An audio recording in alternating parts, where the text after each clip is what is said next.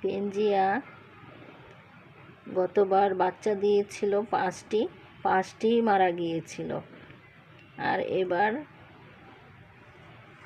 4টি বাচ্চার মধ্যে 3টি বেঁচে আছে, 1টি মরে গেছে। পেঞ্জিয়া সাইজে খুবই ছোট, উচ্চতায়ও খাটো, লম্বায়ও ছোট। ও যখন প্রেগনেন্ট থাকে, পূর্ণ প্রেগনেন্ট হয়, তখন তার পেটটা ফুটবলের মতন গোল হয়ে যায়।